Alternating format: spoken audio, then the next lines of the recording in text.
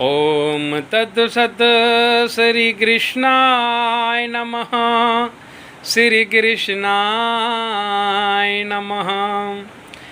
रामानंद आश्रम के आचार्य महंत गुरुदेव भगवान को साष्टांग प्रणाम करके, सामाजिक जीवन के गुरु श्री जगदीश जी जोशी जी को नमन करके, और आज गुरुदेव के आदेशानुसार श्री मनोहर जी को नमन करते हैं।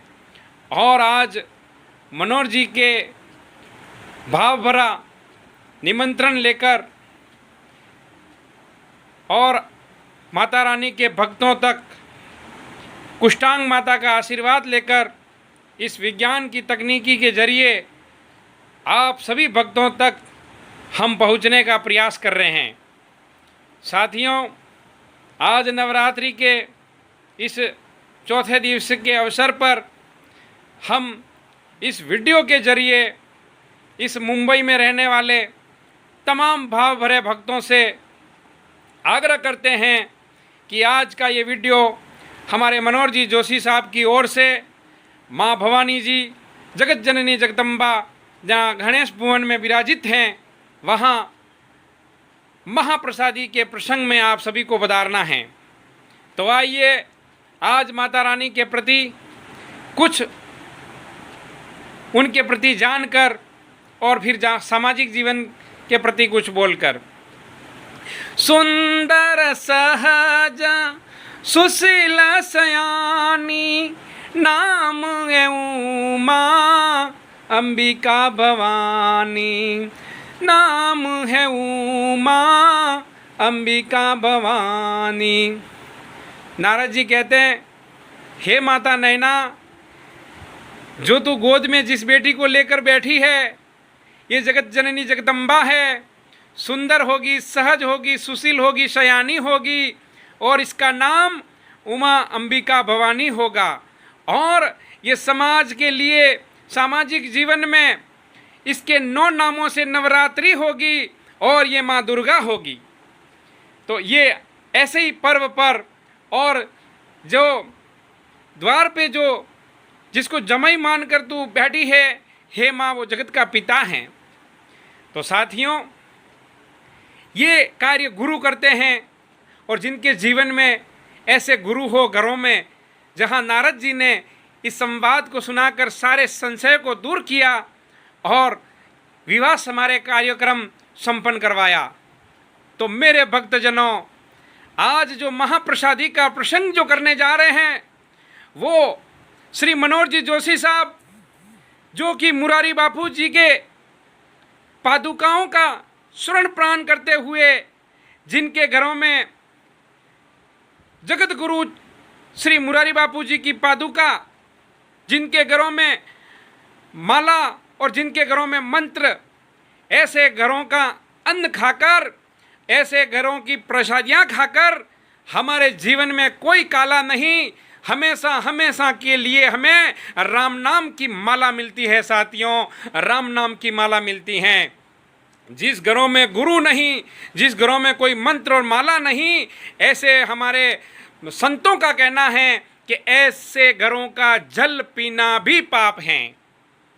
तो मेरे तमाम भक्तजनों से मैं यही निवेदन करता हूँ कि ऐसा अवसर आया है माता रानी के यहाँ कि ऐसा शिष्य, ऐसे महागुरु के जो पादुका के पुजारी, जो माला और मंत्रों का हमेशा अपने गूंज रखते हैं, और मनोहर जी जोशी साहब की मुस्कुराहट देखिए, हमेशा उनका सिर नमन की ओर और समाज के प्रति इनकी भावना देखिए।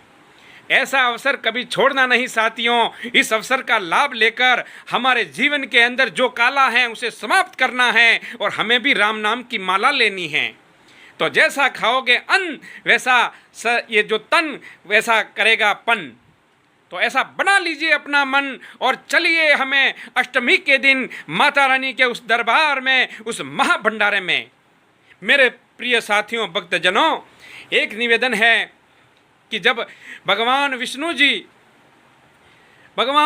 जी 8 महीना इस संसार को ड्यूटी देते हैं, तो 4 महीने के लिए अपने परिवार के साथ छुट्टी मनाने चले जाते हैं, ताकि ये समाज को संदेश है कि कर्म खूब करो, पर हफ्ते में एक दिन अपने परिवार को भी दिया करो।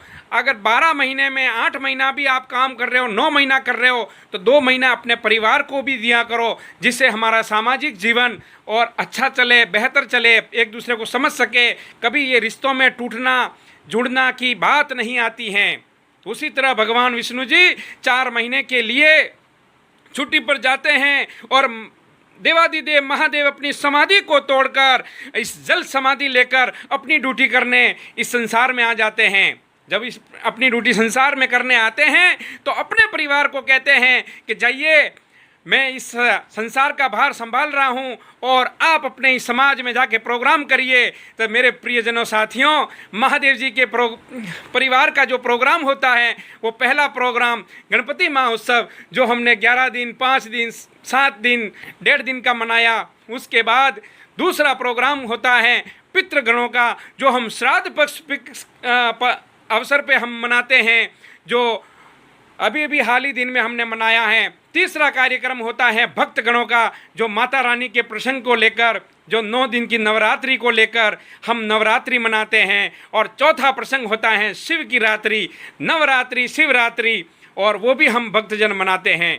ये बाबा देवादिदेव महादेव का परिवार का जो प्रसंग है, गणपति महोत्सव, श्राद्ध पितृपक्ष, और तीसरा नवरात्रि, चौथा शिवरात्रि, ये 4 महीने के अंदर बाबा अपने परिवार के साथ समाज का कल्याण, महाउत्सव और त्यौहार देने आते हैं। और फिर वो 8 महीने के लिए अपने परिवार को लेकर चले जाते हैं।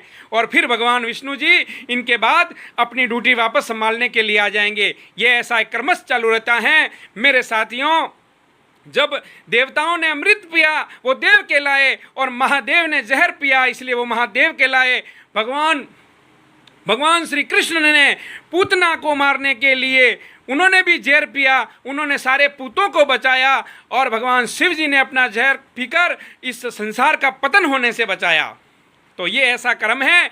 और अब सप्तमी के दिन हम और एक दूसरा वीडियो डालेंगे जो बताएंगे कि ये महाभंडारे की विशेष व्यवस्था ये अष्टमी को क्यों होती है, माँ गौरी कौन है और माँ गौरी किस रूप में है, माँ गौरी ने संसार को क्या दिया है, इसलिए ये भंडारे क्यों उस दिन होते हैं। तो माँ गौरी के प्रति बताते हुए फिर एक बार भाव भरा निमंत्रण मनोहर जी जोशी जी की ओर से लेकर आप सभी को हम पहुंचाने आएंगे। और याद रहे वो अष्टमी, याद रहे वो महान भक्त जिनका प्रसाद खा के हम जीवन की प्रशंसा को व्यक्त करेंगे, माता रानी जी के दर्शन करेंगे, आरती, महादर्शन और महाप्रसादी का लाभ लेंगे।